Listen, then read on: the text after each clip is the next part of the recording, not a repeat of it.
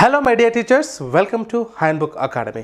So my dear teachers, రోజువారీ రాగానే మరి ఈరోజు కూడా టాప్ 5 క్వశ్చన్స్ని మీతో ప్రాక్టీస్ చేయిస్తూ మరి దాని ఎక్స్ప్లెనేషన్ కూడా చేయడం జరుగుతుంది. మరి అందులో భాగంగానే first question my dear teachers. చూడండి, ఇక్కడ మనకు ఒక దుకాణదారుడు వస్తువుల ప్రకటన విలను కొన్న విల కన్నా 20% అధికంగా ప్రకటించి దానిపై 10% రుసుమును డిస్కౌంట్ ద్వారా ఇచ్చిన అతనికి వచ్చు లాభ శాతం ఎంత అన్నాడు. సో ఇది ప్రశ్న. జాగ్రత్తగా మళ్ళీ ఒకసారి మీరు చదువుకోండి. దాని యొక్క టైమర్ ఆన్ చేశాను, మీకు టైం తగ్గుతూ వస్తుంది. మీ యొక్క ఆన్సర్ని కామెంట్ బాక్స్లో తెలియజేయండి. సో మై డియర్ టీచర్స్, మీకు గతంలో చెప్పినట్టుగానే మళ్ళీ చెప్తున్నాను, తెలంగాణ మరియు ఆంధ్రప్రదేశ్కి సంబంధించి తెలుగు అకాడమీ పుస్తకాల ఆధారంగా లైన్ టు లైన్ చదువుతూ క్లాసెస్ మన యాప్లో అప్లోడ్ అవ్వడం జరుగుతున్నాయి. సో మన యాప్ యొక్క లింక్ని డిస్క్రిప్షన్లో ఇస్తాను, డౌన్లోడ్ చేసుకోండి, ఒకసారి విజిట్ అవ్వండి, యాప్ని ఒకసారి చూడండి, ఆ తర్వాత మీ యొక్క డిసిజన్ తీసుకోండి my dear teachers. So okay, అయితే మనము కొన్న వెలను ఎల్లప్పుడూ కూడా 100% పరిగణించాలని చెప్పేసి మనం క్లాసెస్లో చెప్తాం.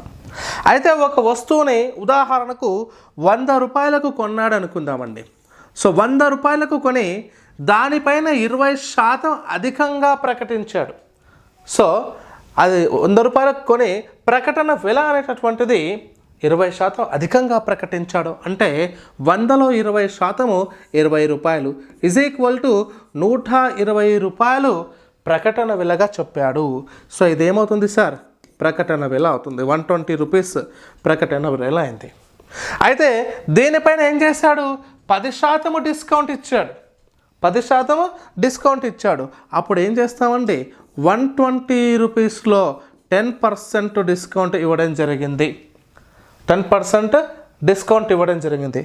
అంటే 120లో 10% ఎంత సార్ అంటే ఈ జీరో క్యాన్సల్ 12 రూపీస్ అనేటటువంటిది డిస్కౌంట్ అవుతుంది. సో 12 అనేది డిస్కౌంట్ అవుతుంది. అంటే 120లో నుంచి 12ని మనం సబ్ట్రాక్షన్ చేస్తే 108 వస్తుంది. అంటే కొన్నదెంత? 100 రూపాయలు. అమ్మిందెంత? డిస్కౌంట్ ఇచ్చిన తర్వాత అమ్మిందే 108 రూపాయలు. అంటే తనకు వచ్చినటువంటి లాభం ఎంత అండి? 8. అంటే 8% అని అర్థం. So option 4 is right answer my dear teacher. Sir కొంచెం క్లియర్గా మాట్లాడుకునే ప్రయత్నం చేస్తే, సో ఏం లేదమ్మా, సేమ్గా 100 రూపాయలకు ఒక వస్తువుని కొని దాంట్లో 20% అనగా 20 రూపాయలు కలిసిపోతాయండి 100కు. సో 120 రూపాయలకు ప్రకటించాడు ఒక వస్తువు పైన. అంటే ఉదాహరణకు 120 రూపాయలకు ప్రకటించినట్లయితే ఈ 120 రూపాయలు 100%గా మనం భావిస్తే అమ్మినటువంటి విల ఎంత? 10% డిస్కౌంట్ ఇచ్చాడు కాబట్టి 90%. ఏకవస్తు మార్గం ప్రకారం చూస్తే తక్కువ బై ఎక్కువ ఇంటూ 120. చూడండి, ఇక్కడ నుంచి ఈ 0కు ఈ 0 క్యాన్సల్, ఈ 0కు ఈ 0 క్యాన్సల్. So 12 into 9 108. సో మళ్ళీ మనకు ఎంత ఎక్స్ట్రా అయింది? 100కు 8. That is 8%. ఓకేనా my dear teachers? So next question అమ్మా. ఆ తర్వాతి ప్రశ్న చూసుకున్నట్లయితే 7 వేరు రాశుల మధ్యగతము 15. 7 వేరు రాశుల మధ్యగతము 15. దానిలోని 3 పెద్ద రాశులకు 3 చొప్పున కలిపిన ఆ తర్వాత ఏర్పడే రాశుల మధ్యగతము ఎంత అంటాడు. ఇక్కడ మధ్యగతము అంటే మీడియన్ అని చెప్తాం మై డియర్ టీచర్స్. సో దీనికి పెద్దగా కన్ఫ్యూజ్ అవ్వాల్సిన అవసరం లేదు. సో కాబట్టి టైమర్ని నేను ఇక్కడ తగ్గిస్తున్నాను. జస్ట్ 20 సెకండ్సే మీకు ఇస్తున్నాను. అసలు అవసరం కూడా లేదు 20 సెకండ్ కాన్సెప్ట్ తెలిస్తే. ఒకసారి జాగ్రత్తగా ప్రయత్నం చేయండి. సో లాస్ట్ మీకు 10 సెకండ్స్ ఉన్నాయన్నమాట. రైట్, క్వశ్చన్ చదవండి. 3 and 2 1. So time up my dear teachers. So ఒకసారి చూడండి, ఇక్కడ ఏమి లేదమ్మా. సో మొత్తం నెంబర్స్ ఎన్ని ఉన్నాయి? 7 ఉన్నాయి. 1 2 3 4, ఇక్కడ 5 6 and 7. ఓకే, ఇక్కడ మొత్తం 7 వేరువేరు రాష్ట్రాల యొక్క మధ్యగతము 15 అంటున్నాడు. సో ఇది మిడిల్లో ఉన్నది కాబట్టి ఇదే 15 అంటున్నాడు. సో మధ్యగతం అంటే ఇది బేసి అంకెలు ఉన్నాయి, మొత్తం కూడా 1 2 3 4 5 బేసి రాశులు ఉన్నాయి, బేసి సంఖ్య గల రాశులు ఉన్నాయి కాబట్టి మధ్యలో ఉన్నటువంటి 4వ పదమే మనకు మధ్యగతం అవుతుంది. That is the median here. అయితే ఇప్పుడు ఇక్కడ పెద్దగా ఉన్నటువంటి ఈ చివరి మూడింటికి 3 చొప్పున కలుపుతూ వచ్చాడు. అంటే V ప్లస్ అంటే 5th number +3, 6th number +3 and 7th number +3 కలుపుతూ వచ్చాడు. అంతే ఈ 15 కంటే అవి పెద్దగానే ఉంటాయి కదా. ఇంతకుముందు ఉదాహరణకు ఇవి 16 ఉన్నాయి, 17 ఉన్నాయి, 18 ఉన్నాయి అనుకుందాం. అప్పుడు ఏమవుతుంది, ఇది మనకు 19 అవుతుంది, ఇది 20 అవుతుంది, ఇది 21 అవుతుంది.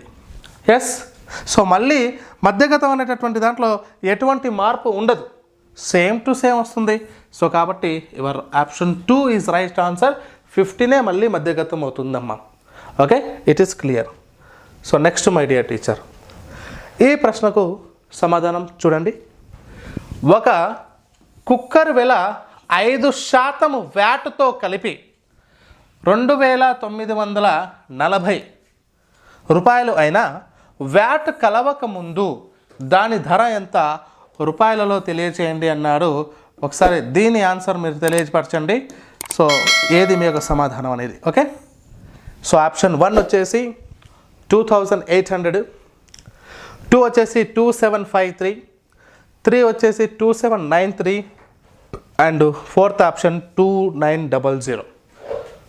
ఓకే, ఏది మీ యొక్క సమాధానం అనేది తెలియచేయండి my dear teachers. Okay,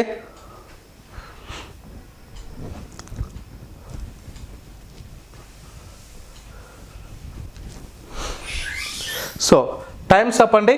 so my dear teachers ఒకసారి చూడండి.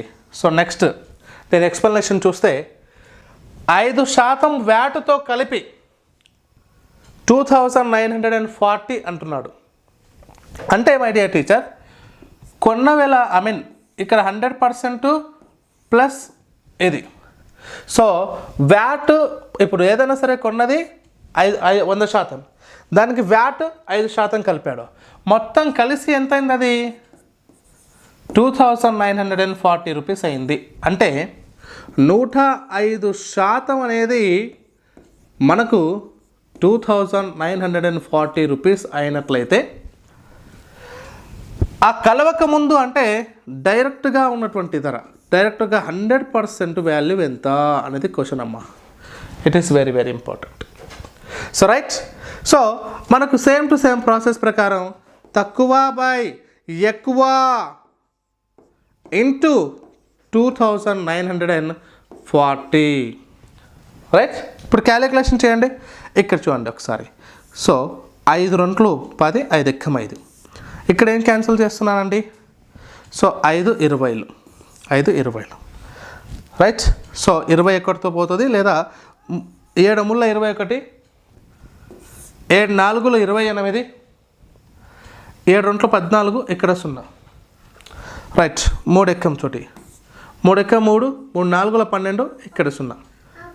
రైట్, సో 14 2 28, పక్కన 2 0, 2800 is your answer. Option 1 is right answer my dear teacher. Next question చూడండి my dear teacher.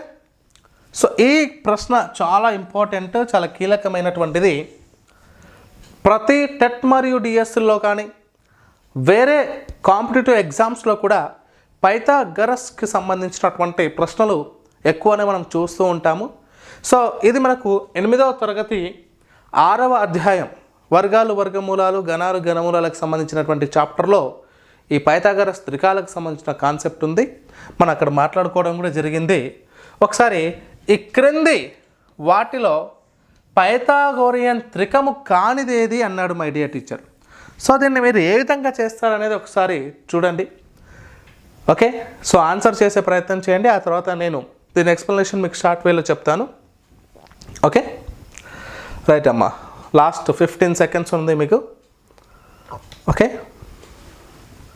So mathematics చాలా కీలకమైంది. నాన్ మ్యాథ్స్ అని సోషల్ స్టడీస్ వాళ్ళు కానీ biological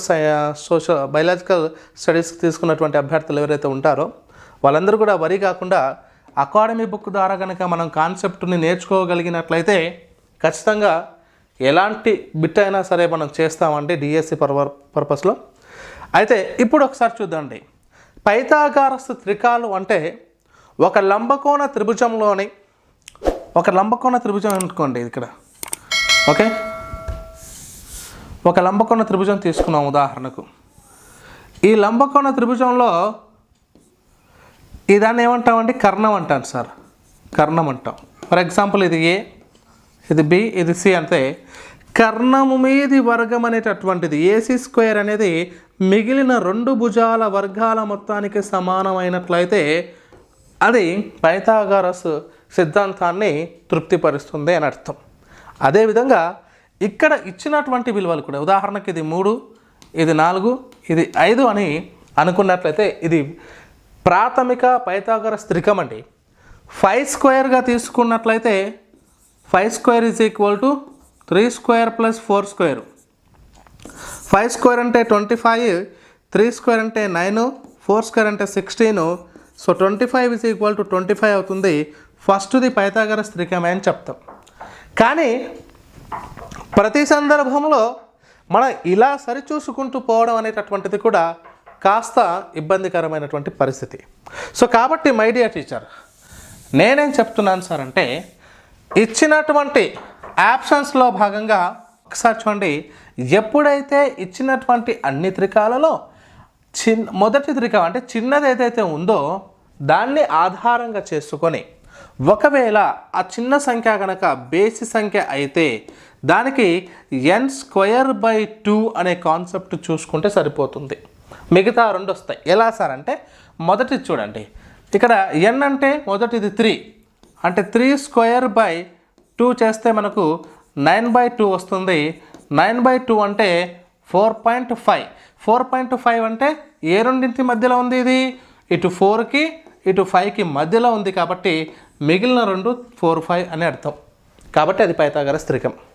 it is clear sir. ఇక్కడ 5 ఉంది కదా సార్, 5తో చెప్పండి సార్ అంటే 5 అంటే 5² అంటే 25/2 = చేస్తే 12.5 వస్తుంది. 12.5 ఏ రెండింటి మధ్య ఉంది సార్? 12 and 13 మధ్యలో ఉంది కాబట్టి ఇది కూడా పైథాగరస్ త్రికమే. It is clear. చూడండి 2-3 సెకండ్లకు ఒకటి అయిపోతుంది. ఇప్పుడు 9 ఉంది సార్. 9 అంటే కూడా బేసి సంఖ్య కాబట్టి 9² చేసుకోండి. 9² చేయండి. ఒకటి. ఇక్కడ 81/2 వస్తుంది. 81/2 అంటే 40.5 ఈజ్ నథింగ్ బట్ ఇక్కడ 40కి 41కి మధ్యలో ఉంది కాబట్టి ఇది పైథాగరస్ త్రికం కాదు. పైథాగరస్ త్రికం కాదు అంటే ఆన్సర్ ఇదే. అయినప్పటికీ ఇంకో ఆప్షన్ చూడాలి కాబట్టి చూద్దాం. 8 ఉంది కదా సార్, ఇది ఏంటి సార్ పరిస్థితి అంటే ఇదేంటంటే n/2 ఆఫ్ +or- ఓకేనా. ఇక్కడ n/2 2 ఆఫ్ +or-1 అండి. ఇది ఎప్పుడు సంఖ్య సరి అయినప్పుడు, ఇచ్చినటువంటి సంఖ్యలో చిన్నది సరి అయినప్పుడు. అంటే దీని కాన్సెప్ట్ ఏంటి సార్ అంటే 8/2 2 +or-1. ఇక్కడ 2 1 జా 2 4 జా ఎస్. మరి 4² అంటే 16. 16 +or-1 అంటే 16లో నుంచి 1 తగ్గించాలి, 16కి 1 కలపాలి. అంటే 16లో నుంచి 1 తగ్గిస్తే 15, 1 కలిపితే 17, 1 కలిపితే 17 అనగా 15, 17 వచ్చాయి. ఇది కూడా పైథాగరస్ త్రికమే. సో కానిది ఏది సార్ అంటే ఇదే. మరి ఇంకొక రకంగా కూడా చెప్పొచ్చు. కొన్ని ఆప్షన్స్లో పైథాగరస్ త్రికాల్లో ఇలా కూడా ఉంటాయి. ఏంటివి సార్ అంటే అవి మొట్టమొదటి త్రికం పైథాగరస్ త్రికం 3 4 5 కదా. దీన్ని మనం ఒకే స్థిర సంఖ్య చేత అంటే ఏదైనా ఒక పైథాగరస్ త్రికంలో ఉన్నటువంటి అన్ని త్రికాలకు ఒకే స్థిర సంఖ్య చేత గుణించిన లేదా భాగించిన ఏర్పడు నూతన త్రికాలు కూడా పైథాగరస్ త్రికాలు అవుతాయని చెప్పి 8th క్లాస్లో మాట్లాడుకున్నామండి. ఇక్కడ ఇంటూ 3 చేశాను అనుకోండి, 3 3 జా 9, 3 4 జా 12, 3 5 జా 15. సార్ 9, 12, 15 కూడా పైథాగరస్ త్రికాలే. ఓకేనా. ఇది ఒక మంచి కాన్సెప్ట్. దీనిపైన ఒక ఫుల్ వీడియో మీకు నెక్స్ట్ వీడియోస్లో అందిస్తానండి. ఓకే. సో కాన్సెప్ట్ అర్థమవుతూ ఉంటే సార్ నేను చెప్పే విధానం మీకు అర్థమవుతుంటే ప్లీజ్ లైక్ చేయండి. అదేవిధంగా సబ్స్క్రైబ్ చేసుకొని వాళ్ళు ఉంటే సబ్స్క్రైబ్ చేసుకోండి. మీ బంధుమిత్రులకు ఎవరికైనా మన ఛానల్ గురించి తెలియకపోతే వాళ్ళకు మన వీడియో క్లాస్ని షేర్ చేయండి మిత్రులారా. సో నెక్స్ట్ అమ్మ, సో చూడండి 7 యొక్క 3 వరుస గుణిజాల మొత్తము 777 అయినా దానిలోని పెద్ద గుణిజం ఏది అంటున్నాడు. సో మై డియర్ టీచర్, ఇక్కడ మనం ఏం చేస్తాం సార్ అంటే ఎప్పుడైనా సరే గుణిజాలు ఏ సంఖ్య యొక్క గుణిజాలైనా సరే సమ్ చేసుకుంటూ పోతే ఒకే రకమైనటువంటి డిఫరెన్స్ని కలిగి ఉంటాయి. అంటే 7, 7, 7 డిఫరెన్స్ని కలిగి ఉన్నాయి. సో ఇప్పుడు ఏం చేస్తున్నాను సార్ అంటే నేను వాటి సమ్ని బై నెంబర్స్ తోటి డివైడ్ చేస్తున్నా. అంటే నేను ఇక్కడ సరాసరి ఫైండ్ అవుట్ చేస్తున్నా. ఎందుకంటే చూడండి, సమ్ 777/3 చేస్తే 3 1 జా 3, 3 2 జా 6, ఇక్కడ 3 2 జా 6, ఎన్ని మిగిలాయి 1, 117. అంటే 3 5 జా 15, 2 మిగిలింది 2 7 అంటే 27, 3 9 జా 27. అయితే ఇదేమొచ్చింది సార్ అంటే 259 వచ్చింది. 259 వచ్చింది. ఈ 259 అనేది మిడిల్ నెంబర్ అవుతుంది. దీనికంటే బిఫోర్ నెంబరు 252 అవుతుంది. ఆఫ్టర్ నెంబరు 266 అవుతుంది. మనకు అడిగింది పెద్ద నెంబర్ కాబట్టి ఆప్షన్ 2 266 కరెక్ట్ ఆన్సర్ అండి. వెరీ షార్ట్ కట్ వే. సరే ఎలా చేశారు ఒకసారి ఆలోచించండి. సో మై డియర్ టీచర్, ఉదాహరణకు 5, 6, 7 దీని వరుసగా 3 సంఖ్యలు, ఇవి వరుసగా 3 సంఖ్యలు. దీని సగటు ఎంత సార్ అంటే ఖచ్చితంగా మిడిల్ నెంబరే ఉంటుంది. ఇగో 5 + 6 + 7 బై 3 చేస్తే మనకు 18 వస్తుంది. 18/3 అంటే 6 వస్తుంది ఆన్సర్. ఖచ్చితంగా మిడిల్ నెంబర్ అవుతుంది. 3 సంఖ్యల మొత్తం 18. వాటిలో గరిష్ట సంఖ్య ఏది అంటే 6కు ముందులో 5, ఆ తర్వాత 7 కాబట్టి 7 అని చెప్తాం. సరే, ఈవెన్ నెంబర్స్ నుంచి ఇంకోటి వేరే తీసుకోండి సార్, వేరే గుణిజం నుంచి కానీ ఈవెన్ నెంబర్ నుంచి కానీ అనుకుంటే ఉదాహరణకు నేను ఇక్కడ 24, 28 అండ్ 32 తీసుకున్నా. 4 యొక్క గుణిజాలు ఇవి. సమ్ చేస్తే 60 అండ్ 84 వచ్చింది. 84/3 చేస్తాం. చేస్తే ఏమొస్తుంది 3 × 3, 3 2 6, 2 4 24, 3 8 24. చూడండి మిడిల్ నెంబరే వస్తుంది కదా సార్. సో అలా ఆ 7 యొక్క గుణిజాలు కాబట్టి 7 మైనస్ చేసాం. 4 యొక్క గుణిజాలు అంటే -4, ఇక్కడ +4. ఓకేనా my dear teachers, this is our concept my dear teachers. మళ్ళీ రేపటి వీడియోలో మరికొన్ని ఇంపార్టెంట్ టాపిక్స్ పైన మీకు ప్రశ్నలు తీసుకొస్తాను. దానికి సంబంధించిన ఎక్స్ప్లెనేషన్స్ కూడా ఇవ్వడం జరుగుతుంది. So thank you for watching. Have a nice day.